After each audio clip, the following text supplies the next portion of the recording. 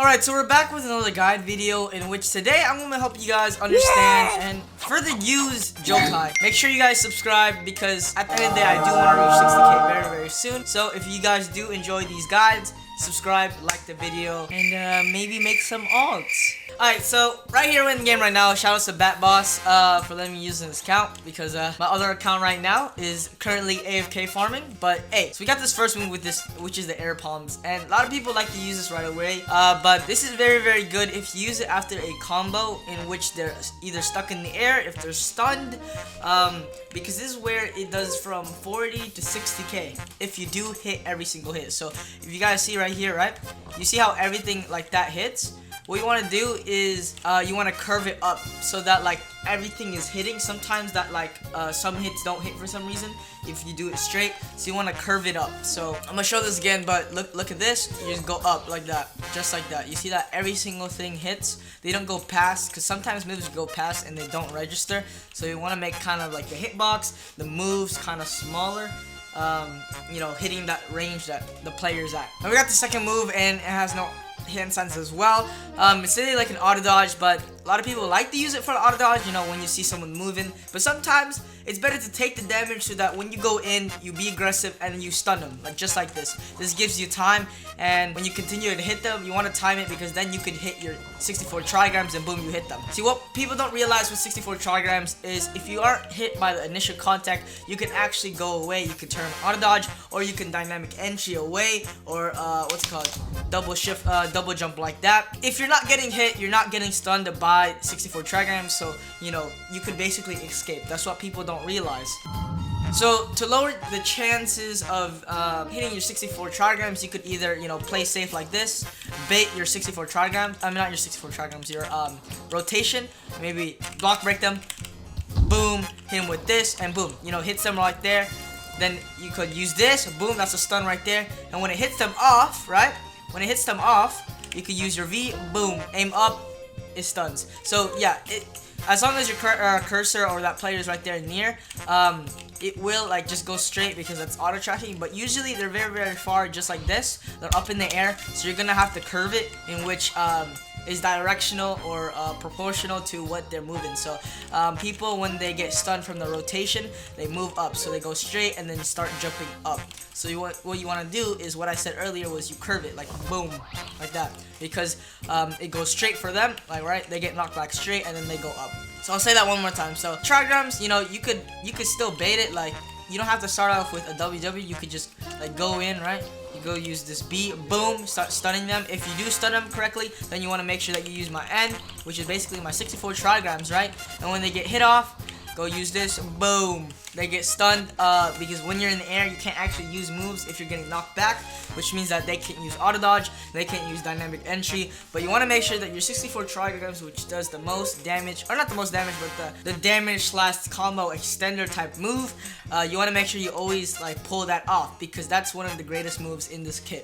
But anyways, we're gonna go to the mode. Here we go.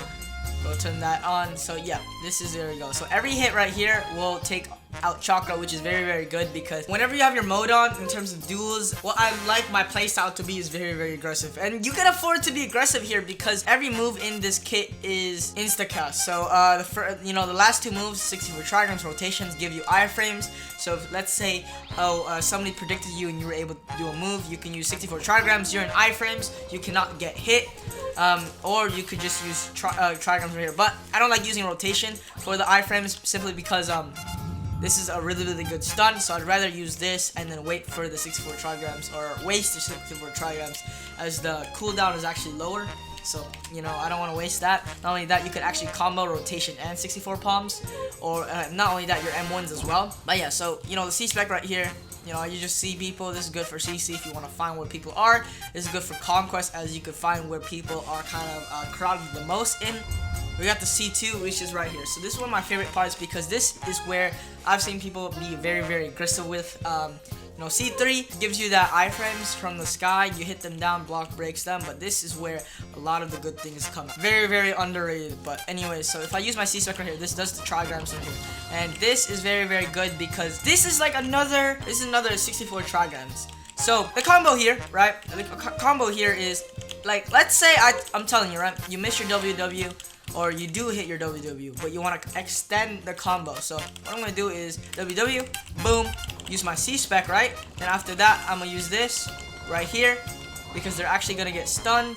See, this C-Spec right here is where the fun freaking goes because this does more damage than the trigrams, but it's just like having any or your own trigram. So why I like to use this move, you want to make sure you don't waste your C-Spec because, you know, it does the most damage. So you can afford to miss the 64 trigrams right here. You could use this for iframes while being aggressive. But let's say, you know, you WW him, you block break him, you go use 64 trigrams, boom, right? You can use then after that, you can use your C-Spec, boom, right here.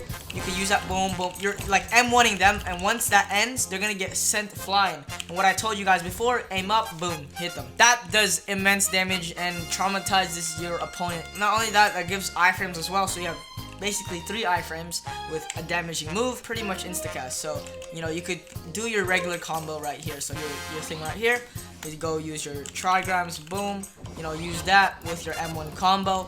And when they get sent flying, you know, they get sent right here, boom, and then you WW, you hit them, you go use your C. Very, very, very easy. Not only that, you can use like stuns such as, you know, the thread needle. You can use this, the flash kunai to, you know, stun them and hit them again.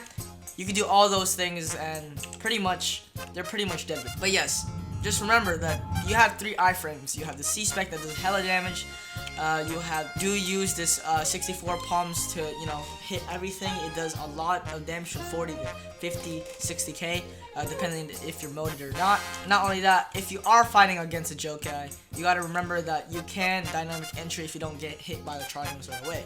But that's where you gotta just consistently hit these trigram moves. But anyways, yeah, we have the C3. This is very, very self-explanatory. Iframes right there. Go hit them, boom, block break them, or do that extra 30k damage that a lot of people like to do.